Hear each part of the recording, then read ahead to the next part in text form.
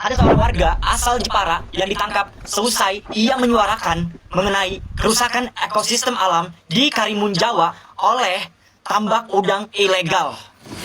Halo, saya Daniel Fis Morisan Kisan. Saya aktivis lingkungan dari Karimun Jawa. Saat ini saya sedang ditahan di rumah tahanan Jepara dan sedang menjalani proses persidangan di Pengadilan Negeri Jepara. Karena saya membela lingkungan, membela alam Karimun Jawa dan menyuarakan kerusakan lingkungan yang diakibatkan oleh tambak udang ilegal lewat akun Facebook saya. Saya dilaporkan dengan menggunakan UU ITE. Saya berpesan, saya mohon dukungan bukan cuma untuk terhadap saya sendiri, tapi terutama terhadap alam Karimun Jawa agar bebas dari tambak udang ilegal. Guys, kita bantu viralkan agar bapak ini dibebaskan. Karena bapak ini di jalan kebenaran. Dia menyuarakan untuk menyelamatkan ekosistem alam yang disebabkan oleh limbah yang beracun dari tambak udang ilegal yang menyebabkan kerusakan ekosistem laut dan hutan mangrove dan menyebabkan terumbu karang hancur. Guys, kita bantu viralkan ya, viralkan guys agar Pak Prabowo mendengarkan. Oke Mas Bro, saya izin ambil videonya ya. Tujuan saya juga ingin meng-up kasus si Mas ini yang ditangkap ya kepolisian karena ya yang coba deh kalian pelajari video yang Mas Bro ini perjelas gitu ya. Karena saya pribadi sebagai orang Jateng gitu ya, sebetulnya video ini tuh udah lama gitu. Saya cuma ingin berkata ya, coba deh bupatinya itu ketika si Mas yang dimasukkan penjara ini harap diperiksa ya. Mohon KPK bupati ya, di saat Mas ini ditangkap tolong deh diperiksa ya. Pasti akan masuk ya, karena banyak dulu ada pengadaan motor mewah pula itu ya. Untuk KPK ya, mohon diselidiki itu bupatinya yang Mas Bro ini masuk penjara ya. Ini masyarakat Jawa Tengah berbicara ya. Saya mau sedikit ulas tentang Jepara. Kebetulan saya ada saudara di Jepara gitu. Jepara terkenal dengan kota ukir-ukiran ya, mebelnya keren-keren dan orang asing pun banyak yang masuk. Di situ banyak perusahaan-perusahaan mebel yang orang asing tersebut banyak pula yang menikahi orang asli Jepara, yaitu tujuannya itu untuk usaha mebel itu ya. Otomatis pajaknya gede lah, income-nya juga gede lah. Pertanyaan saya, kenapa masyarakatnya masih bogel-bogel? Maaf nih, bukannya saya meremehkan atau merendahkan. Bogel dalam arti kurang gizi ya, karena pertumbuhannya itu kurang bagus orang-orang di sekitar situ ya. Oke, berarti di situ sistem pemerintahnya untuk turun ke masyarakatnya kurang tepat dalam menangani kasus ya, mungkin gizi buruk atau ya mungkin gizi buruk ya. Terus lagi jangan sampai nanti para pejabatnya seperti yang ada di Aceh ya, banyak yang makan dengan uang korupsi tapi tidak ingat masyarakatnya yang benar-benar membutuhkan bantuan ya. Ini cukup sekian dulu saya ulas tentang Jepara ya. Karimun Jawa memang bagus itu ya, objek wisata Karimun Jawa itu udah kayak terkenal juga itu. Terus buat Mas Bro yang meng-up video ini saya apresiasi ya, meski kata-kata Anda masih terbata-bata nggak apa-apa, lagi proses belajar. Kalau bisa olah terus kata-katamu ya, supaya apa? Lancar. Oke? Thank you. Ratusan miliar bermasalah, Bank Mandiri diseret ke pengadilan. Gila, ratusan miliar dipersoalkan, Bank Mandiri cabang Medan digugat, dan seluruh jajaran direksi serta komisaris ikut diseret ke pengadilan. Ini alarm bahaya buat keamanan uang dan tata kelola perbankan. Kami telah mendaftarkan gugatan perbuatan melawan hukum atas perbuatan melawan hukum yang dilakukan oleh Bank Mandiri. Dalam hal ini cabang Balai Kota Medan, karyawannya, Bank Mandiri Jakarta, seluruh direksi dan komisaris pun kami gugat. PT TSI resmi menggugat 30 pihak lewat Pengadilan Negeri Medan. Mereka menilai fasilitas kredit dicairkan oleh pihak yang diduga tidak berwenang. Tuntutannya, transaksi yang dipersoalkan, berikut bunga dan dendanya, harus dihapus. Dampaknya juga nggak main-main. Status kredit PT TSI disebut anjlok sampai kolektibilitas 4, padahal ada ribuan karyawan yang masa depannya ikut bergantung pada kondisi perusahaan. Ini bukan cuma soal uang, guys, ini soal tanggung jawab. Menurut kalian, apakah gugatan Lakone lagi Bank Mandiri ya.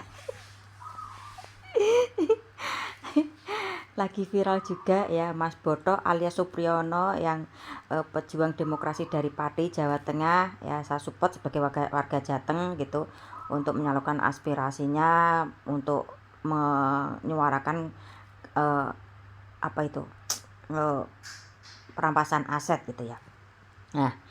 Nah, dia punya bank lewat Bank Mandiri, terus nomor rekeningnya diblokir, uang sebesar 80 juta sekian hasil dari donasi dan uang pribadi diblokir. Nah, ketika di Jakarta pun mau diangkut sama pihak kepolisian ya, karena solidaritas orang-orang di Jakarta bagus ya, saya pastikan mereka tidak saling kenal gitu siapa Mas Boto secara pribadi. Ketika ada yang ingin menyuarakan aspirasi seperti itu ya, didukunglah akhirnya mobil dari kepolisian itu dicegat ya, dikerumuni massa. Jadi Mas Boto tidak jadi diangkut sama pihak kepolisian, padahal demonya tanggal 27 nanti.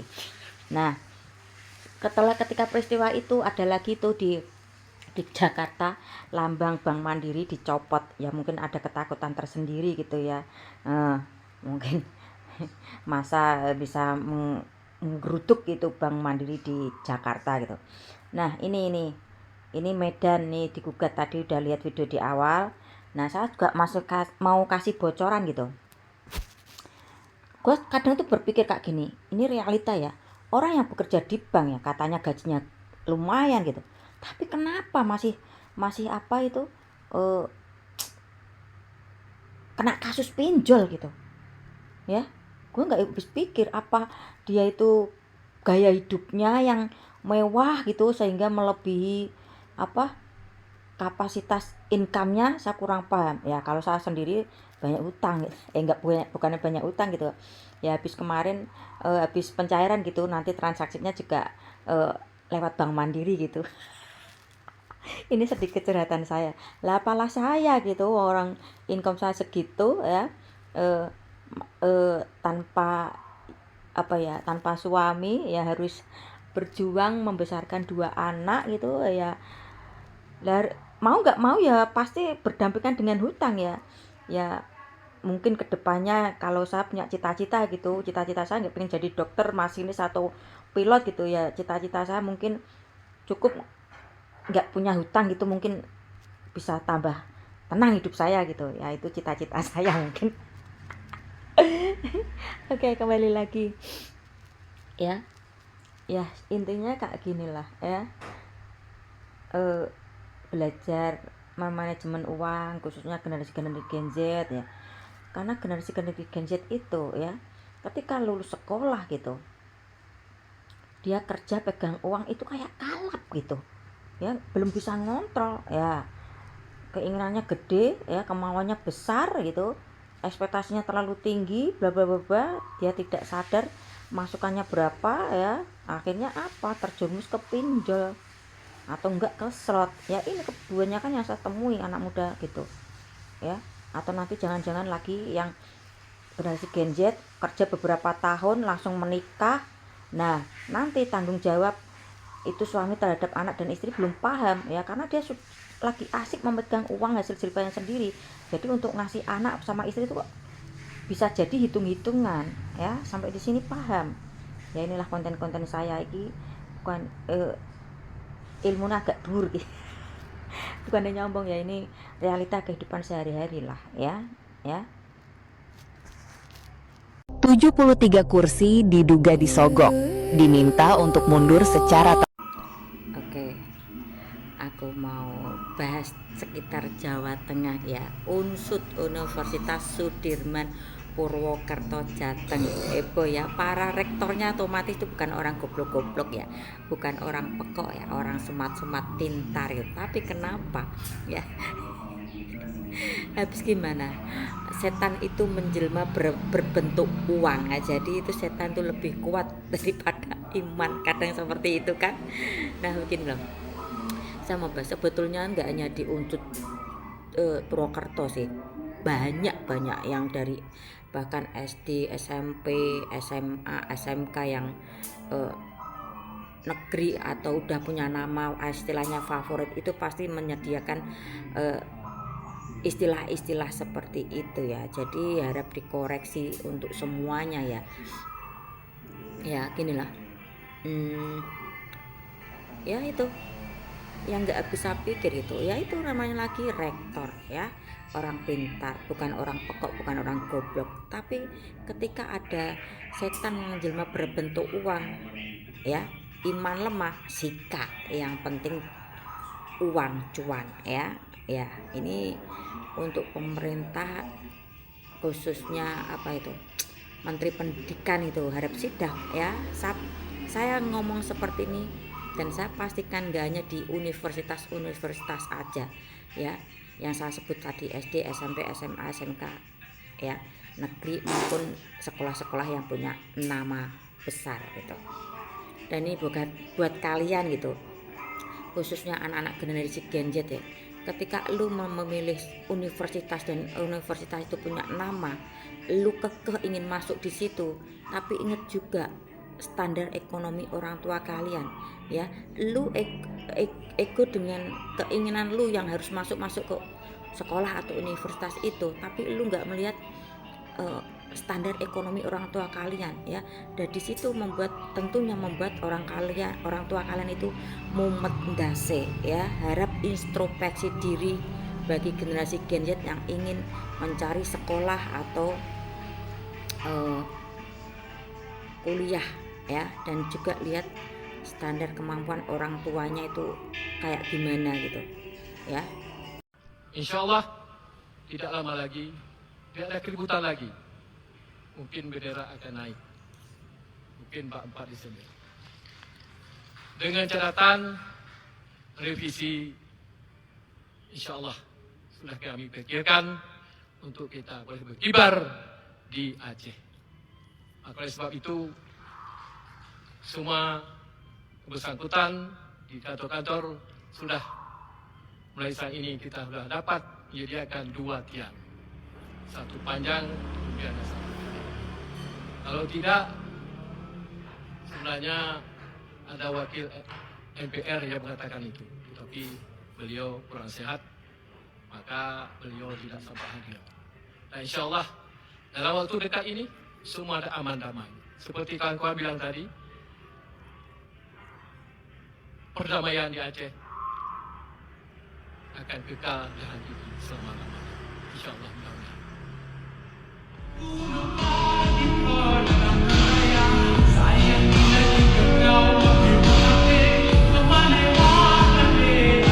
Harapan Aceh, raya pengahin Oke, sebagai manusia kadang kan ada kan rasa iri tumbuh gitu ya. Tergantung bagaimana cara kita menghadapi rasa itu sendiri untuk bisa meredam iri itu tersendiri, iri tersebut gitu ya. Ya. Kenapa saya bilang kayak ini? Lah, saya bukan warga Aceh gitu ya. Ketika pemerintah pusat dari 2008 itu memberi keistimewaan Aceh gitu ya. Dari dana otsus yang tahun 2008 sampai sekarang itu di total tuh 1.000 triliun, belum lagi dana hibah, dana APBD untuk daerah istimewa ini pun lumayan gede daripada kota-kota yang lain gitu. Terus sebutannya daerah istimewa Aceh ya, di situ ada istimewa loh, ada keistimewaan tersendiri. Kenapa ya kalian yang ingin mendirikan atau mengibarkan bendera GAM ya, sedangkan uang-uang yang mengalir ke kota kalian itu kalian terima, sedangkan kalian ingin berdiri sendiri, enak banget kalian ya. Jangan seperti itulah kalau kalian ingin berdiri sendiri gitu ya. Minimal kembalikanlah berapa persen itu dana yang dari pusat ke kota kalian gitu, yang tidak terrealisasi ke masyarakat kecil gitu, hanya untuk dinikmati segelintir para pejabatnya. Para pejabatnya pun kebanyakan orang-orang GAM, dari ex-GAM gitu, dari gubernurnya, bupati ya, wali kota ya, banyak. Makanya ya, janganlah seperti itu ya.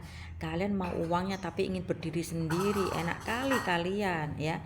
Ini video khusus kutujukan bagi yang pro terhadap Aceh Merdeka ya.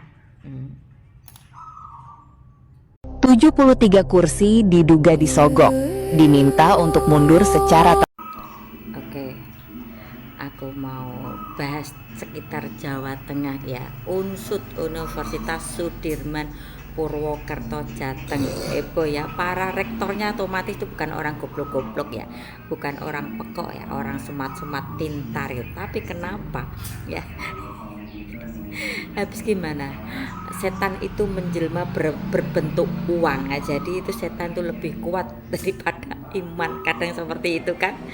Nah begini loh, saya mau bahas, sebetulnya nggak hanya di UNSUD Purwokerto sih, banyak yang dari bahkan SD, SMP, SMA, SMK yang negeri atau udah punya nama istilahnya favorit itu pasti menyediakan istilah-istilah seperti itu ya. Jadi harap dikoreksi untuk semuanya ya.